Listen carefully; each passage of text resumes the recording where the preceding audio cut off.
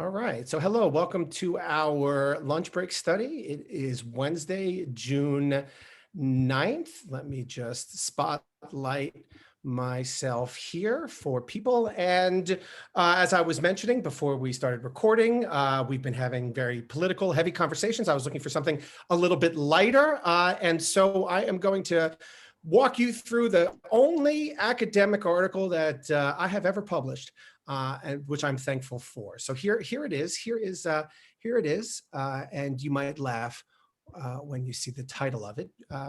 It is called "Faith, Technology, and the Afterlife: The Death of Death in the 21st Century." So that was an article that I wrote again back when I was, I don't know, thinking about being a theologian or something like that, or when I was learning with Rabbi Gilman and working as a research assistant, and they had a special edition of Conservative Judaism in which they asked some of his colleagues and students to write a piece on his thought. And so I wrote a piece comparing his work, which we've been discussing here. So we're on point here, which we've been discussing here around eschatology. So we've had several conversations prior to our political conversations. We had several conversations about the notion of the end of days. We've talked about what happens after you die.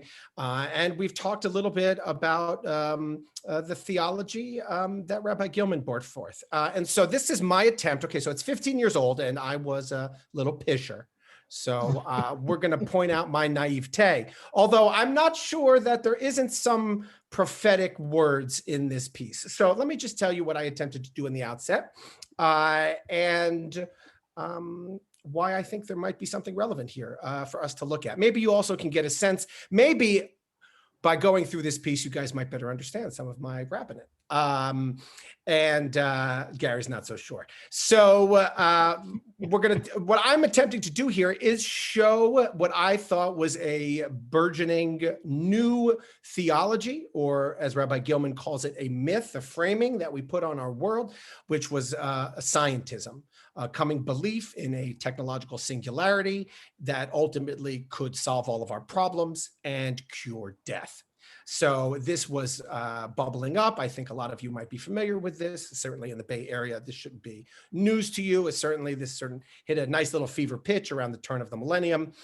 And I was captivated by it because it seemed to me like a rather compelling myth. A myth, by Gilman's definition, is a frame that helps you provide meaning onto the world. And so my question was, how do these two myths compare to each other? And by the way, I don't know. I think it's interesting to ask the question,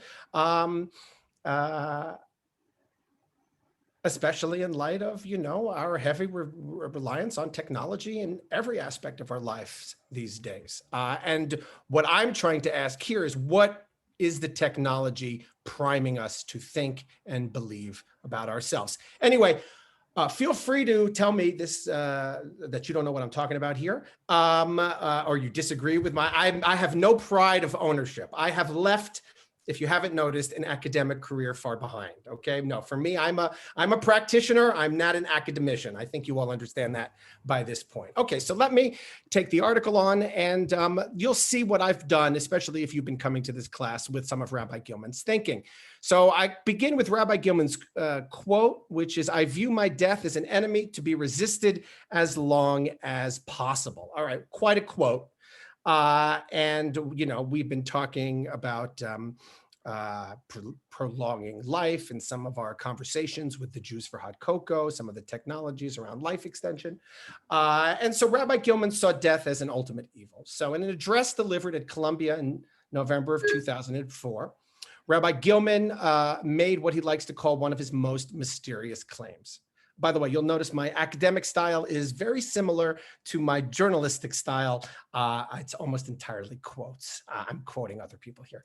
If there is no beginning and there is no end, then there is no middle, he told a crowd at the university's Center for the Study of Science and Religion. And if there is no middle, then we don't know where we are. We can't locate ourselves in time. According to Gilman, the impulse for eschatology We've studied this. The need to discuss the end of days comes directly out of our need for that structure. It is only when we understand where we are going that we can fully understand where we are.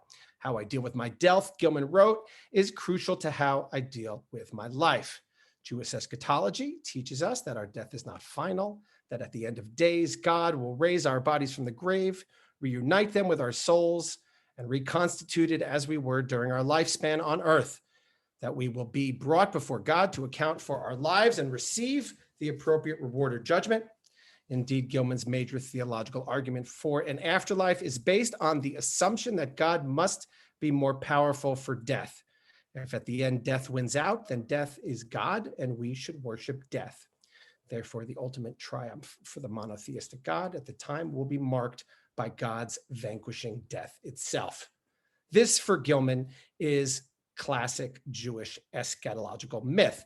It requires God ultimately at the end of days to vanquish death. That for Gilman, and I think we studied that when, I mean, this should not be news to any of you, especially if you've been coming to my sessions and we came to my death of death session and you've been coming to some of my eschatological sessions. This should all seem pretty typical Gilman stuff.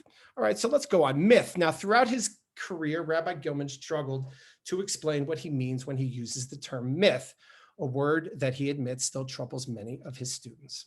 The main problem, he wrote, is that in American parlance, a myth is sometimes synonymous with a fiction, a fairy tale, or worse, a lie. Actually, you know what I'm going to do? I'm going to put the article into the chat here in case anybody wants to take a look at it. Okay, hold on. And feel free to share it with everybody that you might want to. I'm kidding. All right.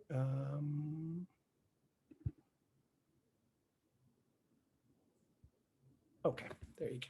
There you go. Although he can, let me go on. Although he can't count the number of times, colleagues have suggested that he try some other term, midrash, metaphor, construct, paradigm, model. Myth continue to work for him because there is no totally objective human experience of the world. We can't know anything about the world. In the world of his ophthalmologist, we perceive the world through our eyes, but not through our brain.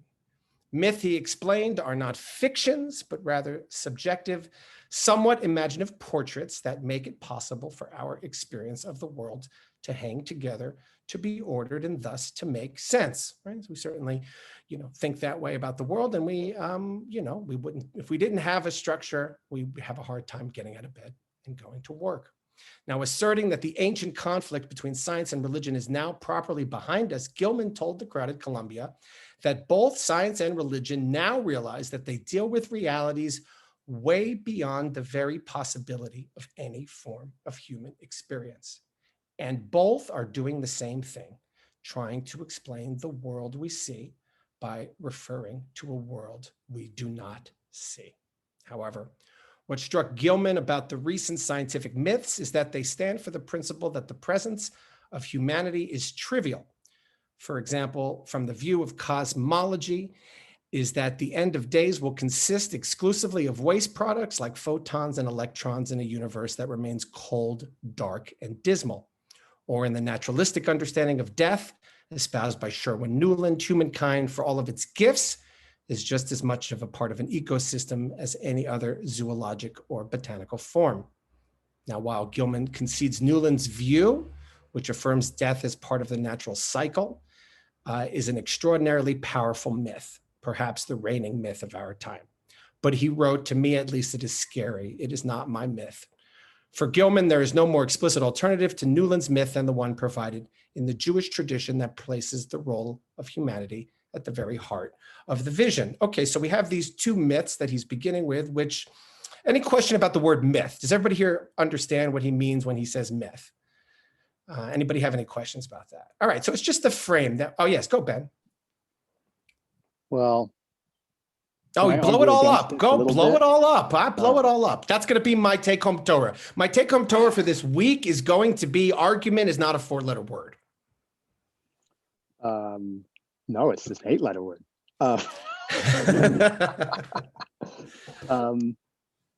Okay, so I think there's a flaw here, which is his assumption is that religion and science are doing the same thing, right? That's what Are you just, describing a phenomenon that is that they're a beyond. way of explaining the world, fundamentally. Yes, correct. Right. So I don't know that that's necessarily true. I think that is true of science, by and large, right? That the project of science is to explain, the world and what it is and how it is, and right. I don't know that that's true of religion.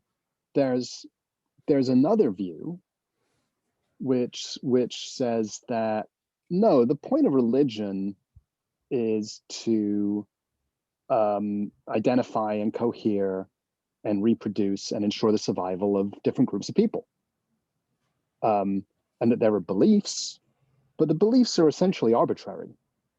The beliefs are But just they still form the foundational myth by which the community has to but it's subscribe to. You all have to wear a mask, right? We all have a certain framework. We're going to go outside. We're going to wear masks. We're living in a society that, there's a certain information that we get from people that we believe that leads us to perceive that there's a risk outside that we have to put masks on. I mean, why? I mean, that's just a frame.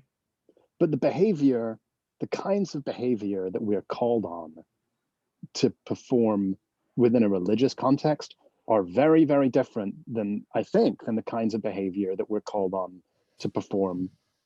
Give me an example. Yeah, good. Give me an example. So, I mean, you could, one argument is that, well, the whole point of the kind of practices and beliefs of religion is that they are neutral in terms of efficacy or, non-verifiable. That's right. Absolutely. They have to be non-verifiable, right? Because then the fact that you ascribe to them is very clearly about identifying yourself with a group, right? You couldn't have a religious principle, which is the sky is blue. Because if I said the sky is blue, you wouldn't know what religion I ascribe to. But you can have a religious principle that says, you should wear fringes on the corner of your clothes, because it doesn't make any difference whether I should or not. And the only reason that I would is to say I'm a Jew. Or if I go outside and I kick a dog, I'm going to go to hell. Right? That's a framing. That is a sort of framing, but again, these are things that are. You're saying those aren't Jewish. That's not Jewish. That's not a Jewish framing. I think, that's what I'm hearing. You're trying to make a distinction between classic Jewish theology and a Christian theology, which might have rather dogmatic frames or myths that you wouldn't be able to deviate from. I think you have a hard time finding a religion that says that kicking a dog is the right thing to do. Well, hopefully not. Right? Those aren't really. I think you can separate to some degree ethical principles and religious. Anyway, but what I'm getting at.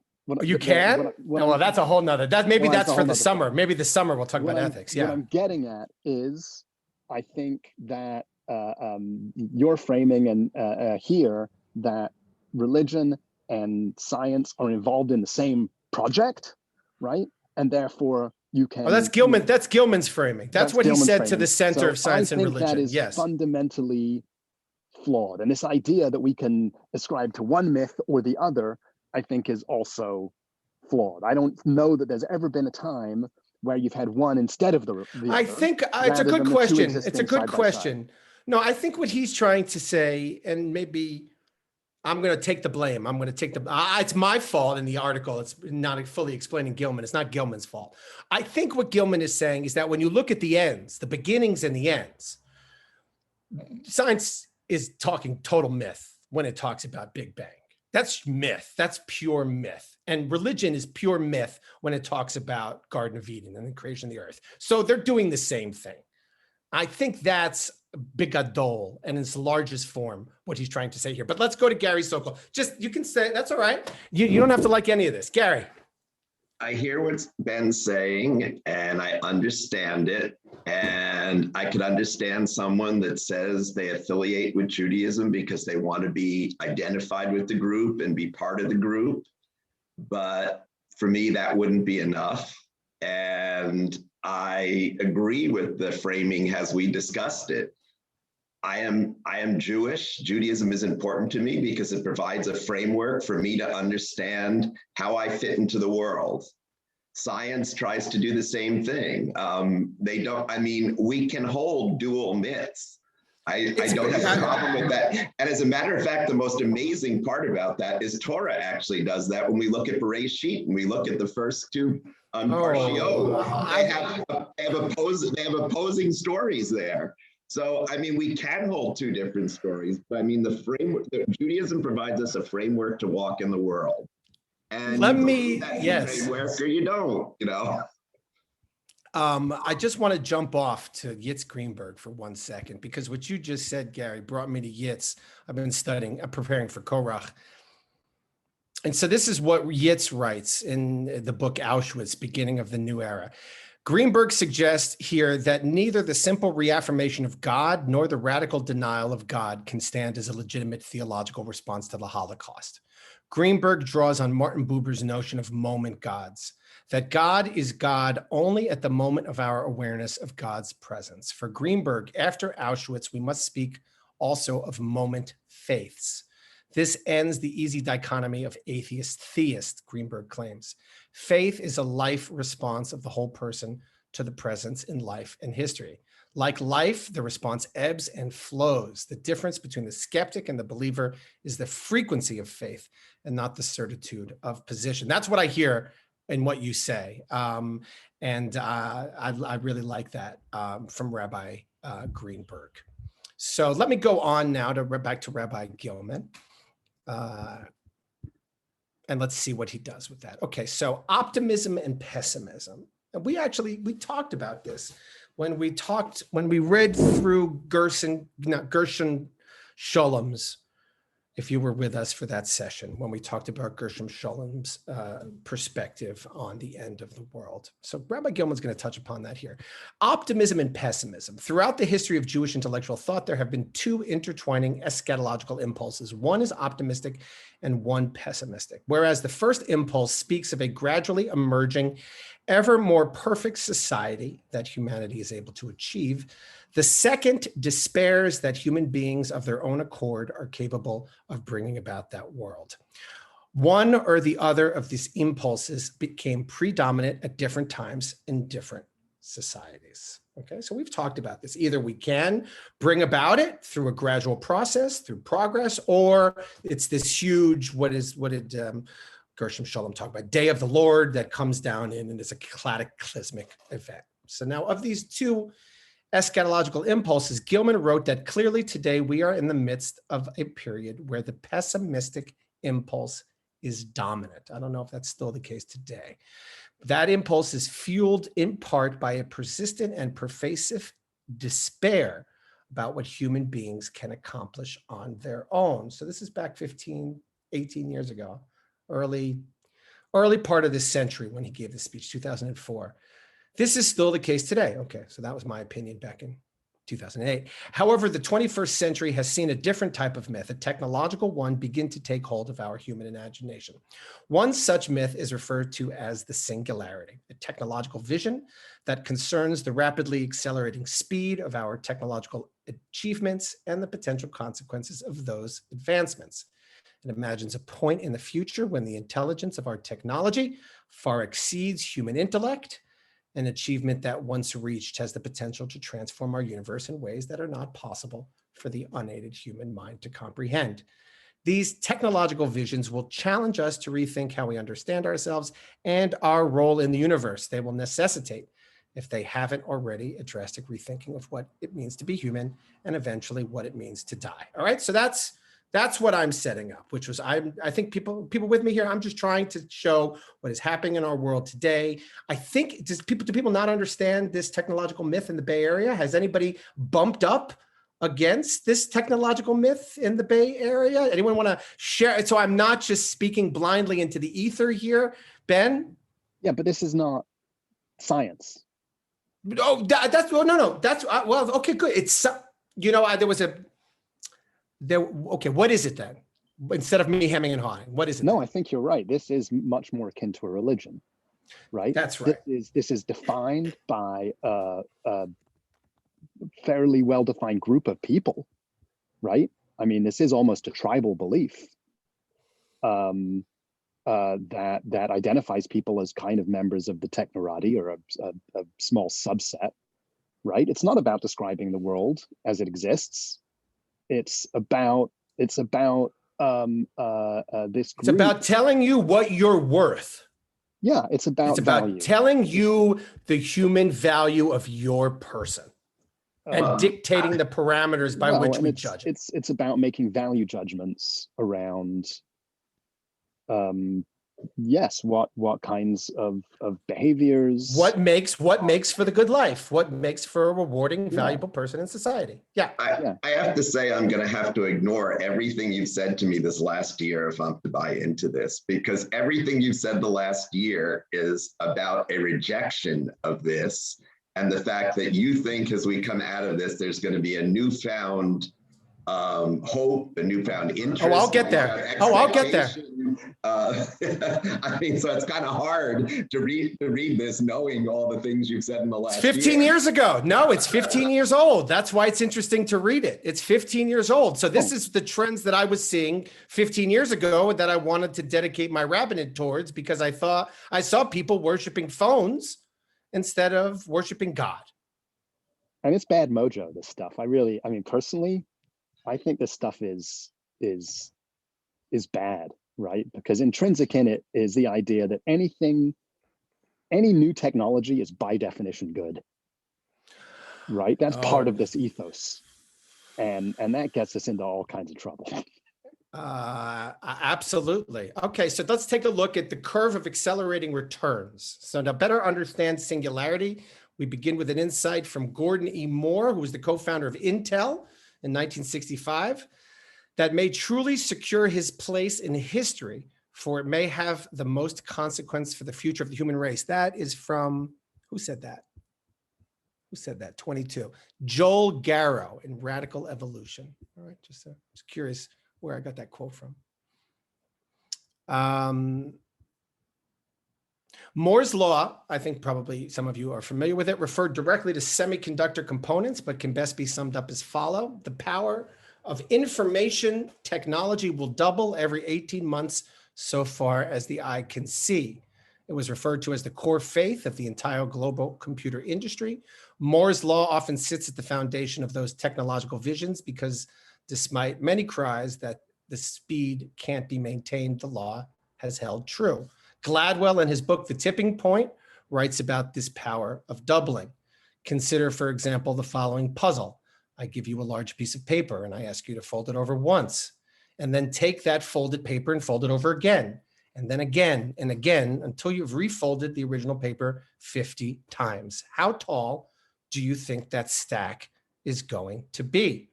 Without answering that question, Gladwell finds that most people will fold the sheet in their mind's eye and guess it'll be as thick as a phone book or perhaps as tall as a refrigerator. But the real answer is that the height of the stack would approximately be the distance to the sun. In an epidemic, a virus that oh, look at this. And I didn't realize I wrote about an epidemic. In an epidemic, a virus that spreads through a population doubles and doubles again until it has figuratively grown from a single sheet of paper all the way to the sun in 50 steps. Gladwell notes that as human beings, we have a hard time with this kind of progression because the end result seems so far out of proportion. All right, so let's just move ahead a little bit. We have to lose our sense of proportionality if we're going to prepare. Hold on one second, I have to turn off my earbuds are failing. My technology is failing on me as I'm teaching this class. All right, so then Joel Garrow, who I quoted earlier, who was at the Washington Post, said that Moore's law occurred right on schedule in 2002. So I wrote here, if you're old enough to remember the Dewey Decimal System, now you realize I'm talking back in the boonies, right? So I'm writing to a non-iPhone community here. So, oh, well, here it is. I guess iPhone was just created. Double Dewey Decimal System, and have recently held an iPhone in the palm of your hand. You already understand the power of technological doubling. If you've ever gotten lost. All right, so those are old. If you've ever gotten lost while driving and had to received verbal instructions from a GPS system in your car, you can no longer imagine living without it. Okay, so now to the singularity. Rabbi Gilman, in his book, Sacred Fragments, described two eschatological voices or tempers. The first is the gradualist voice, which sees Olam Haba, the age to come, as emerging slowly out of the current world, Olam Hazeh. The second, which we discussed, the radical revolutionary voice that has a cataclysmic event. It feels like I'm repeating myself here. Whereas the gradualist voice sees the two ages as essentially continuous, the revolutionary voice emphasizes the discontinuity between the two ages, a total collapse of the familiar world following a cataclysmic event that will overthrow the familiar patterns of nature and history, requires its replacement with a radical new era. The second radical eschatological temper is expressed by the singularity. Okay, so I'm trying to show how these various scientists, when they're talking about the singularity, are actually just applying classic eschatological thinking. And I'll show you how here. Maybe I can. Here in 1993, Werner Vinge, anyone know him? Anyone familiar with Werner? Novelist and professor of mathematics, wrote that we are on the edge of a change comparable to the rise of human life on Earth. The precise cause of this change is the imminent creation of technology by entities with greater than human intelligence. Let me just ask you here, because when I published this, people thought I was mad. Does this seem mad anymore? No, it doesn't, right? It seems like it's like kind of where we are a little bit, or a little bit mad, still a little fringy, but less on the fringe. What do you think, Marty? Fringy or no? You caught me with food in my mouth. I apologize for eating. I don't know. I have to think about that. I'm not sure. Yeah. So I don't know. It's just, I'm wondering, because when I was really out there when I published this, but now I'm not. Now I've seen a lot of articles and a lot of trends recently that have spoken in this way. All right. So let me move on here. So basically the idea is when you hit this point of this radical change, as we studied in Sholom or in Gilman or in this singularity, all of the rules are thrown away at this one cataclysmic point, perhaps in the blink of an eye, an exponential runaway beyond any hope of control. Basically, once our computers surpass us and can think faster than us, whatever happens next is going to be beyond our ability to understand. All right, so then let's skip ahead here to Ray Kurzweil, who is now the head of design at Google. He was selected by PBS as one of the 16 revolutionaries who made America, and he was inducted into the National Inventors Hall of Fame and a recipient of the National Medal of Technology. Not a quack, not a quack. He is perhaps the most well-known of his technological prognosticators, and he has a book, The Singularity is Near, which is 2005, which attempts to lay out the groundwork for this technological curve where it's taking us. So if you feel that technology has been taking you on a ride for the last 15 years, Ray Kurzweil is telling you where it is taking you. So he concedes that it's practically difficult, if not impossible, to look beyond the singularity, that point in which human capacity cannot possibly compute or understand. Still, he writes, despite our profound limitations of thought, we do have sufficient powers of abstraction to make meaningful statements about the nature of life after the singularity. So let me sum this up again. What Ray Kurzweil is saying is that technology is advancing, and now we have it in our phones, and soon it'll continue to advance. It'll become smarter than us. It'll control the world. The world will then in an instant be remade over by these machines in a way we could never understand because they're a billion times smarter than us. Okay, and that is okay. So that is what he is saying here. And so Kurzweil is acknowledging that we can't know what happens after the singularity, but we can make some guesses. Ben, this is classic myth. We can't know what happens after you die, but we can make some guesses. So what does Kurzweil come up with once the machines run the world? He says we can forecast into the new future. For example, in 2019, computers will be largely invisible and embedded into bodies. And in 2029, machines will claim to be conscious. This was his prognostications back in the early 2000s. He has to rely on myth to explain what the world will look like after human intelligence has been surpassed. And so he tries. He says the singularity will allow us to transcend these limitations of our biological bodies and brains. We will gain power over our fate. Our mortality will be in our own hands. We will be able to live as we want. Kurzweil explains how this will come about. As we move toward a non-biological existence, we will gain the means of backing ourselves up, storing the key patterns underlying our knowledge, skills, and personality, thereby eliminating most causes of death as we know it. So like Gilman, Kurzweil's eschatology is the death of death. All right, so everybody with me here? Any questions? Yeah. I'm going to stick a pin in something, maybe for another session. Please. Something I think is interesting. He kind of, because Kurzweil and all these people, they skip to the end. Such hubris. Basically. Hubris is unbelievable. Well, not just that. He's already off in terms of his timeline. Well, right? I think computers are mostly in our clothing and invisible. I think that's about right. That's true, but they can't even drive they can't even drive a car yet. So having them claim consciousness in 8 years from now, having computers claim consciousness, I think that's a real long shot. But in any case, if there is a time when computers become smarter than us, right, and become, I don't know, maybe our masters, there must be a step in between where they are not quite as smart as us and are our slaves. Yeah, no, we've passed that. We've already, that was in the 80s. In the 80s, the 90s. No. I'm talking about, I'm saying they're conscious, right? They're conscious and sentient. But when you talk about consciousness, my phone started telling me every morning, it says, I see you set your alarm for 7 o'clock. Do you want me to set it at 7 o'clock for you tonight? Yeah, so this is maybe another session. I think there are very interesting questions around, number one, how would we know if an artificial intelligence were conscious, number one. Turing test. And number two, if we did know, how would we treat it? I totally agree with you. And I would love to begin to tackle these. This is where I was thinking about going before I decided to get a job. But that's exactly right. What then becomes the status of these entities if they are distinct from us? Don. Yeah, if singularity is going to take us over, technology, I would say that spirit is already taking us over. That spirit, at the core, we are an expression of spirit, and spirit is already running us.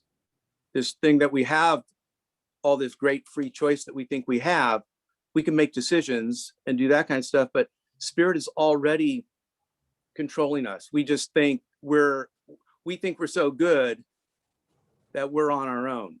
So I think the war. Oh, that's interesting. Okay. So will be between singularity and spirit. Singularity can take us over our minds, let's say, or tell us what to do, what time to get up, or know what we're going to do. But I'm saying, my opinion, the singularity technologically cannot touch spirit. It can't touch spirit because it can't understand it. It can't quantify. It can't understand it. It can't quantify it. That's right. Right. That's exactly the problem. That's why they tend not to understand each other. That's sort of the problem that I had in a lot of sort of my, just in the innovation sector, when I was hanging out in the innovation sector, trying to prove quantifiables for a non-quantifiable project that involves spirit. It's very hard to do that. It's hard to come up with the quantifiables because once you come up with the quantifiables end up ruling the game. And the spirit is lost. And so even if the initial impulse might have been to create more spirit, that ends up getting lost. I remember I think I might have shared this story with you recently, but I got called into, I think I shared it with my conversion class. Speaking of spirit, Don, I was once, anybody here ever at the UJA building on 59th? Anybody here ever go to the UJA building on 59th? Huge building on 59th on the east side. And that's like the hub of UJA in America. It's a huge building. And I was doing my project and I got called into one of these huge conference rooms. And the huge conference room with like 30 seats on each side of the long table. You know what I'm talking about? And like 2 seats in the front. And you ever walk in, you open the door and you just feel tension? You ever notice that? You're in the hallway, you open the door, you walk in and you can feel the room. That was this room. You could just feel the tension in the room. You know, a lot of big philanthropists and fundraisers for the UJA trying to solve the problem. And they asked me, I talked about what I was doing, what I was trying to accomplish, to bring spirit, to get people to pray, so on and so forth. And then they said, okay, Rabbi, what is your business model? And I said to them, well, I said, this is not the right answer, by the way. I said, my business model is that I pray that I turn one person's life around, one person's life, preferably someone with an MBA. That was my wrong answer that I gave at the time. But that was the classic issue that I couldn't seem to get past because I couldn't quite quantify what it is that I was trying to do, which is ultimately why I became the rabbi at Beth Sholom, because I needed to be a part of a community that put God and community at the center of everything that it did. That was the ultimate priority. So here we go. Human centrality. In a television interview following the publication of his book, The Death of Death, an incredulous television interviewer on the program Jewish Life asked Rabbi Gilman if he really understands the myth of bodily resurrection literally in this day and age. I take it seriously, he responded. The surest way to trivialize any eschatological myth, according to Gilman, is to understand it as literal truth, as a prediction of events that will take place just as they are described in some eventual future. This is hard to understand. It's taken me a long time. The surest way to trivialize any eschatological myth is to understand it literally. That's how you trivialize. If you really believe that if you do this, you go up to heaven. If you do this, this is literally what you get 70 virgins. You blow up this building, you get 70 virgins, literally 70 virgins, then you've totally trivialized the notion of eschatology by taking it literally. What he wants to say is that literalism is the enemy. What he wants to say is that if myths are true, their truth lies in the ability of the myth to reveal unanticipated dimensions of meaning in our lives, to grip our emotions, to inspire us to act in certain ways and strive for certain goals, and most importantly, to lend infinite meaning to our lives in the here and now. Ben, you'd agree with that, right? Right? I mean, that's pretty good. What's the power of the myth, the eschatological myth? It's not that I'm going to be up at the pearly gates with St. Joseph. That's not it. That's not the power of the myth. The power of the myth is that I matter. I'm of unique, ultimate value. And what I do in this world, ultimately, I'll have to stand account for at the end of days. All right, so let's continue. So avoid literalism. Eschatology provides us a way to fight against the despair that all of us lived with. And I can tell you, Rabbi Gilman lived with that despair acutely. Okay, I spent a lot of time with Rabbi Gilman. Rabbi Gilman was known for the despair that he lived with. And if you will see that throughout his writings. And he lived with an existential despair, a dread of his death. Not despair that our actions make little difference beyond our immediate lives. It holds out the promise that however trivial or irrelevant our lives may appear, they still have transcendent importance. Kurzweil, unlike Newland and the cosmologist, agrees. So now Gilman is separating Sherwin Newland and these scientists who say you live, you die, you become food for the plants, to everything there is a season. Kurzweil is on the other side of that. He concludes by saying a common view is that science has consistently been correcting our overinflated view of our own significance. Stephen Jay Gould said, the most important scientific revolutions all include as their common feature the dethronement of human arrogance from one pedestal after another of previous convictions about our centrality in the cosmos. But what does Kurzweil say? But it turns out that we are central after all. So he's giving the classic anthropocentric point of view. Man is the measure. Man stands at the center. We are central, just like Gilman, coincidentally, is telling you that it is us who sit at the heart of it. But Kurzweil's view asserts that the presence of the humanity is not trivial, that we, in fact, are essential in bringing about this new age. Clearly, we built the machines. The importance, according to Kurzweil, comes from our ability to create models, virtual realities in our brains combined with our modest-looking thumbs. Indeed, it is this very combination of myth-making and tool-making that has been sufficient to usher in another form of evolution technology, a development that will continue to accelerate until the entire universe is at our fingertips, whereas in the 19th and 20th centuries, we were humbled by the knowledge of the natural and cosmic forces at play in the world. This is Ain writing. In the 21st century, we will grapple with the belief that these forces may one day be within our technologically enhanced grasp. As we consider that power, as we shift from despair to responsibility, we will be forced to reconsider more than just myth of our own afterlife, but more acutely the myth of ourselves. So think about, what do they call that? Gain of function, right? That's what we're using for our vaccines, gain of function. We figured out a way to hack the body to enhance it. And we might be able to control and modify people's DNA in utero. We could, maybe extend out people's appendages. I mean, we before there might have been despair. What can we do? Here we can play now, perhaps within our hands, the very nature of what is a human being. Okay? Does anyone feel that way? Anyone feel that nervousness, or not yet? No one feels this concern just yet. We're like Icarus. We're too close to the sun here. We're gonna get singed. All right. Nah, not so much. People are cool. All right, let's keep going.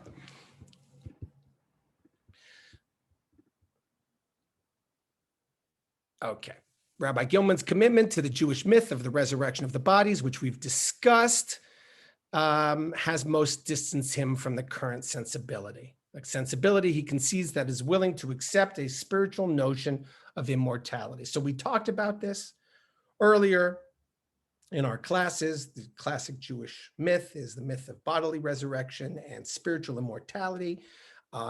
Jewish myth is a combination of these two, but for the most part, people aren't comfortable with bodily resurrection, but they are comfortable with spiritual immortality.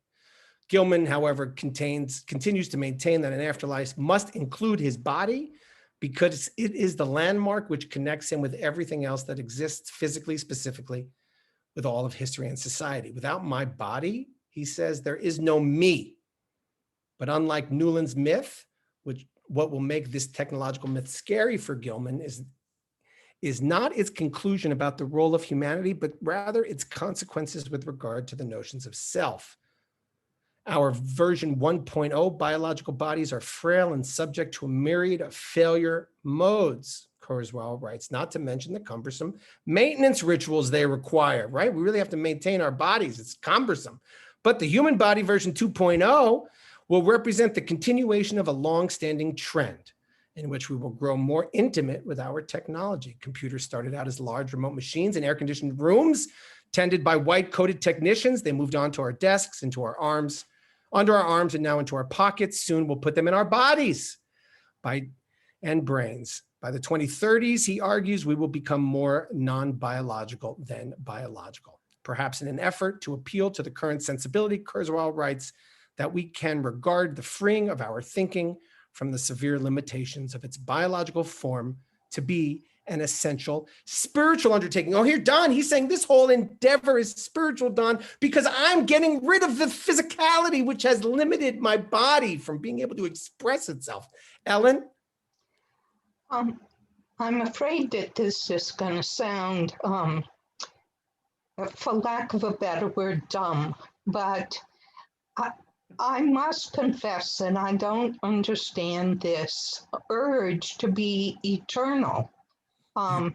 In fact, the longer that I live and the more changes I see in the world, the more I realize that, I lived in a certain time period, and there are things that I want to preserve about that time period. And so I'm not sure I really grasped the You're not worried. Well, hold on. This is a great question. This is really on point. You're not afraid of dying. Dying is not the worst thing in the world for you. Dying is not something you want to push off continually, endlessly. It's not. I began the quote with Gilman. What was the quote at the top of the article? The quote at the top of the article was, I view my death as an enemy to be resisted as long as possible. That's his key quote. So, Yeah, Ellen, you don't feel that way. and this idea of I can see the imprint that I make on my grandchildren. It's not like I don't have an effect in the world. And not only do I share my outlook with them, I find myself often quoting my parents, my grandparents. There is a chain here. Gilman would say all the time that the only person who likes death is the assistant professor. That's the only person who likes death, Gilman used to say. And he, anyway, okay, so that's great. So who agrees with Ellen? All right. I agree. Thank you. That's Dale. Thank you, Dale. Who would like to live longer? Raise your hand if you'd like technology to help you live longer. Raise your hand if you'd like technology. There you go. You all would. You all got vaccinated, so you all would. I agree with Ellen. What was that? You agree with Ellen? I agree with Ellen. Honest to God, at 64, Dan, I feel like it's enough already. I'm not even sure I want to make 70. I don't want to. I would like technology to make me more comfortable now as my body is deteriorating, but I don't want it to extend my life. Yeah, it's really fascinating to hear both of you, because there is something about this fear of death that runs through both Gilman and Kurzweil very strongly. And they're both trying to come up with ways that they can create either a theology or a myth that they can live in and not deal with the despair that they're going to die. Marty. I just keep thinking of, I hold on to, and whenever you wish someone well, you go till 120. I think I'm with that. Yeah, absolutely. I remember, well, I'll keep that private. Susan. Yes, we're dealing with my ex's father, my father-in-law, and he's still my father-in-law always. And he's in his 90s. So he broke his hip and sepsis, and doctors are putting him on kind of care. But he is insisting on full code, which and his wife too. And it's really troubling, to he doesn't understand the trauma that would bring in someone in their mid-90s, and yep. So it's very complicated. That's right. And I wouldn't, I would welcome a very peaceful death, and I'm not afraid of that. And it's hard to convince anyone that doesn't believe that. Yeah, I think that's what Gilman is getting at. He does it in a roundabout way, but well, that's my takeaway from Gilman. I'm not sure Gilman, but I think we as religious leaders need to get people to be comfortable with their own lifespan. To everything there's a season. There's a time to be born and there's a time to die. And sometimes this fear of death leads to sort of out of whack belief systems, which is my judgment on Ray Kurzweil. So I'll own that. Raph. Joined late, so let's see if any of this lands. But what's the fundamental tension here? You said they're both afraid of death, or they're both countering a fear of death. And I'm trying to string together my position on a few different things. So let's just, for simplicity's sake, say that Judaism has an answer or a set of offerings, and Kurzweil is representing a spirituality. Technology is the answer. Maybe that's right, maybe that's wrong, but how I'm hearing it is, okay, so Judaism has at least two things to offer the fear of death. Well, you just might get resurrected. Okay, doesn't sound like this branch is so keen on that. Let's put that aside. Okay, but your soul is immortal. Your soul is forever and will continue, and that's meaning, right? So you don't have to be afraid of death because you are the spark, and That's right. and I'll put That's right. aside I'll put aside my skepticism of like determinism and the fact that like where's the room for agency and change on this like spark that's forever, because the body is separate to that. I'll put that aside. Okay, and Kurzweil, the non-religious side, has to say you don't have to fear death because you can just improve the quality and duration of life, maybe indefinitely, maybe not.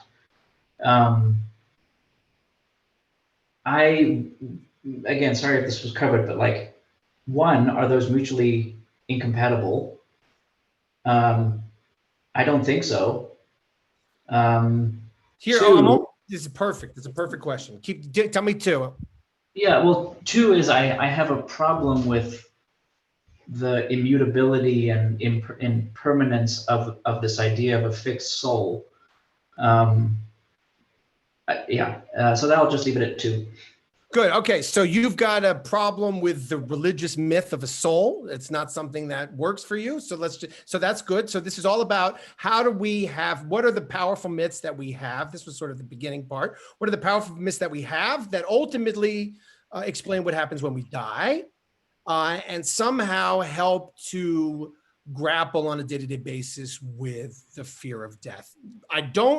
This is also an essay I wrote 15 years ago, which we're poking some criticism at intentionally and trying to figure out what we've learned. By the way, I'm at the end, so let me just conclude because Raf, your first question is sort of right here at the end here. So if this sounds something far off, this is Garrow, provides some perspective. He says, the next time you jack an MP3, that's cute, right? An MP3 player into your skull to shut out the world, or the next time you can't put down the solitaire game, or the next time you talk in the food court to a non-corporal companions rather than the person who is serving you lunch, the next time you pay more attention to your email than your children, next time you feel like throwing up when your connection to the cosmos is ruptured, the next time the innermost recesses of your brain recognize a machine as part of you, when it dies, remember this, you have crossed the line. For you, the revolution has occurred.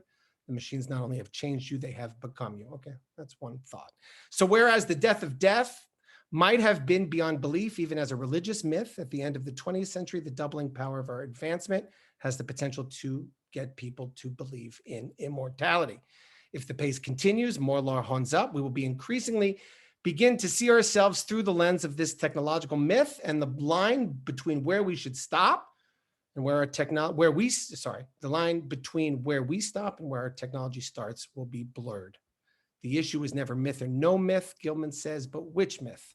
I want science to take me as far as I can possibly go, Gilman wrote, but then I would want that same scientific impulse to permit that surge of hope, which provides for a transcendent role of humanity.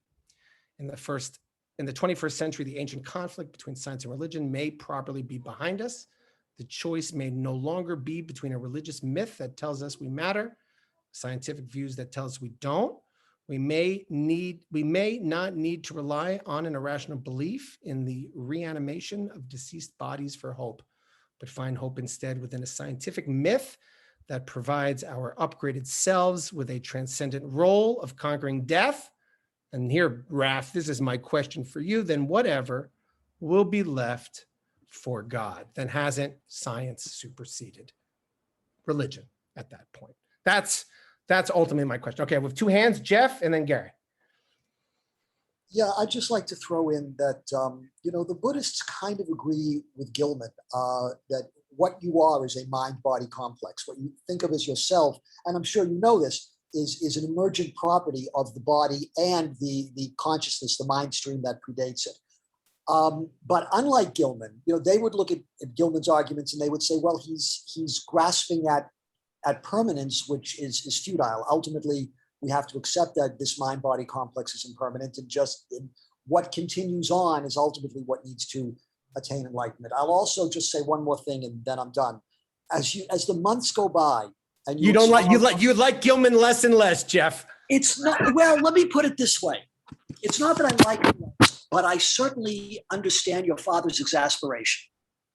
Yeah, ultimately, I became exasperated too. And I wanted to get out of my head. And I think ultimately, and just believe. And Gilman says you can do that on a couple of days. They're moment faiths, they're moment beliefs. But I think he's very scientific and very rational. And ultimately that was a limitation for me. I was maybe Jeff, you and I are more willing to be irrational. Gary. Two anecdotes. One, it was amazing that after my mother died, my father took his DNR and posted it. So it was the first thing you saw when you entered their apartment. He wanted to make sure that nothing was done to him, and he wanted to make sure it was clear to anyone who entered. And it was kind of, it was kind of good for us. He made it clear what he wanted. So that was interesting. That's good. That's why we brought Sam Salkin here. And that's why we tell people to have a living will and to prepare in advance and to be explicit about those things. I mean, that's all very appropriate and very Jewish. And the second one on life extension, I don't know how they did this study, but I read a study once. Everyone agrees that exercise is good for you and it helps in life prolongation. This one study claimed the amount of time you spent at the gym exercising, say 2 years of your life, was directly added on to the end of your life. And the question is, did you want to spend that 2 years when you were young and healthy, or do you want to spend it when you're 86 years old? That's always been my approach to working out, Gary. How they came up with that study, but I thought it was fascinating. Well, Howard, what about you, Howard? What do you think? Oh, I'm still digesting. Do you want to live forever? Just 120 would be great, but I can't see myself there. I have too much my genetic disposition is not to be thinking. Not people will argue that I'm not thinking now, but that's beside the point. But I have too many relatives that aren't able to function that way. Yeah. And it including my mother, and it just broke my heart when she when I didn't I could visit her, but I couldn't visit her because she wasn't there. It was the same with my grandfather for about 9 years, almost a decade. Raf. I just want to offer up a thought around, what's one like macro trend over the last, so from biblical to rabbinic to today, like we used to be a lot more social and collective, and we're a lot more individual today. And I totally see the argument for I am an atom and I want to do the most good in the world, and if I'm alive and competent for longer, then I can do that. I don't know if I want to tease out why I think that's the case and if that's all good, but I think there's a case to be made for go out and make as much impact as you can in the world, and if that means living longer and being competent for longer, then sure. When I was 6, I used to stare out my window and I was very afraid. I used to have these terrors of not existing, my eye being a nothing. That used to terrify me. And I feel like so much of Kurzweil and Gilman and my interest in this comes from that ultimate existential terror that maybe not everyone had. I don't know. Raf? No, I had the same nightmare. Like what I'm thinking right now is literally insignificant in the cosmos. Me thinking about whether it matters is useless. And even more significant, right. Marty, yeah.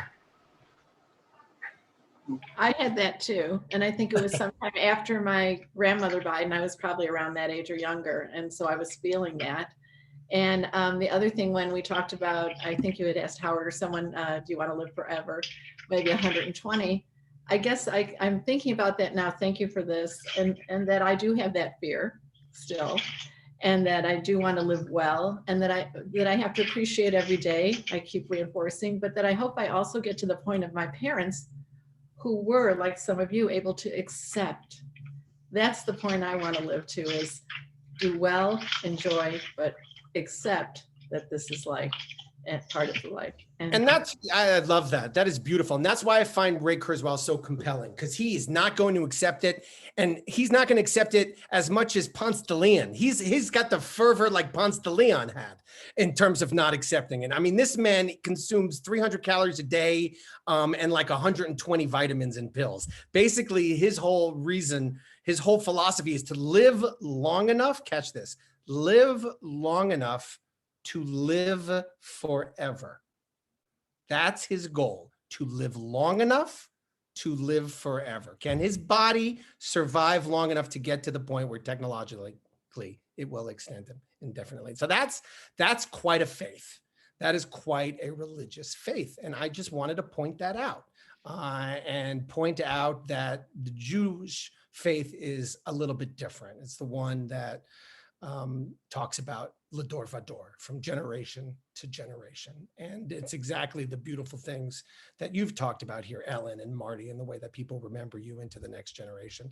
That is the heart of what makes up so much of what we do in our congregation and in our community.